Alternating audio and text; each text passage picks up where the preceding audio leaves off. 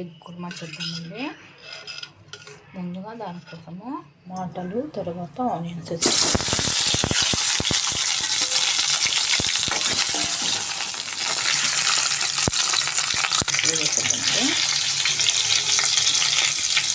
కొద్దిగా మగ్గాక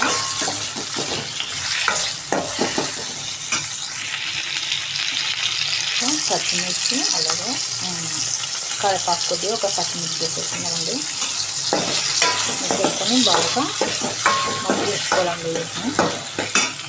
వీటిని ఇప్పుడు బాగా మగ్గుతుంది కదా, దీంట్లో మనము కొన్ని ముక్కలు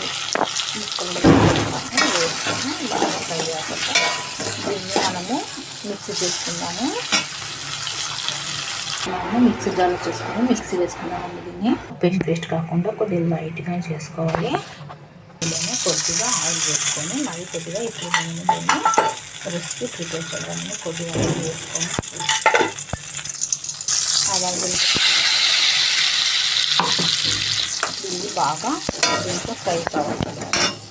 బాగా ఇప్పుడు మగ్గుతుంది కదండి, దీంట్లో మనం మిగతాగా యాడ్ చేసుకుందాము. కారము,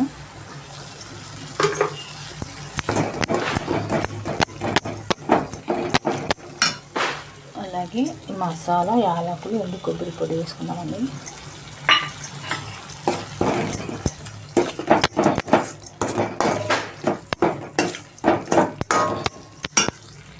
దీంట్లో కొద్దిగా వాటర్ వేసుకున్నాము. దీంట్లోకి మనము ఎగ్స్ యాడ్ చేద్దాము. జాబ్ చేసుకునే వాళ్ళు కూడా, స్టూడెంట్స్ కానీ ఇన్కమ్ సరిపోక సతమతం అవుతున్నారా, అయితే వర్క్ ఫ్రమ్ హోమ్ ఆపర్చునిటీ అవైలబుల్గా ఉందండి. కావాల్సిన వాళ్ళు నాకు కామెంట్ చేయండి ఫ్రెండ్స్, కంపల్సరీగా.